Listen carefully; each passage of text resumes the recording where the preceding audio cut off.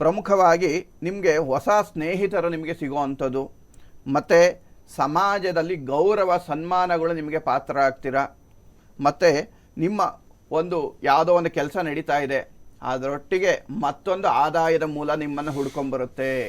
ಈ ರೀತಿಯಾಗಿ ಒಂದು ಶುಭ ಆಲೋಚನೆಗಳು, ಶುಭ ಕಾರ್ಯಗಳು ರೀತಿಯಾಗಿ ನಿಮ್ಮ ಕುಟುಂಬದಲ್ಲಿ ನಡೆಯುವಂಥದ್ದು, ಮತ್ತು ನಿಮಗೆ ಒಂದು ಶುಭ ಸೂಚನೆಗಳು ನಿಮಗೂ ಸಿಗುವಂಥದ್ದು, ಮತ್ತು ಹೊಸ ಆದಾಯಗಳು ನಿಮಗೆ ಹುಡ್ಕೊಂಬರುವಂಥದ್ದು, ಈ ರೀತಿಯಾಗಿ ಶುಭ ಫಲಗಳು ವೃಷಭ ರಾಶಿಯವರಿಗಿದೆ.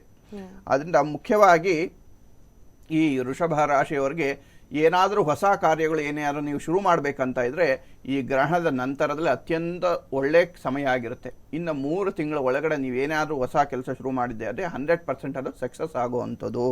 ಅದರಿಂದ ನಿಮಗೆ ಪರಿಹಾರ ಏನು ಅಂತಂದರೆ, ಪ್ರಮುಖವಾಗಿ ನೀವು ಹಾಲನ್ನು ದಾನ ಮಾಡುವಂಥದ್ದು. ಹತ್ತಿರದ ಯಾವುದಾದ್ರೂ ಈಶ್ವರನ ದೇವಸ್ಥಾನಕ್ಕೋ ಅಥವಾ ಯಾರಿಗೆ ಅವಶ್ಯಕತೆ ಇದೆ ಅವರಿಗೆ ಸೂಕ್ತವಾದ ವ್ಯಕ್ತಿಗಳಿಗೆ ಹಾಲನ್ನು ದಾನ ಮಾಡಿದ್ದೇ ಆದರೆ ವೃಷಭ ರಾಶಿಯವರು ಶುಭ ಫಲವನ್ನು ಪಡಿತೀರಾ.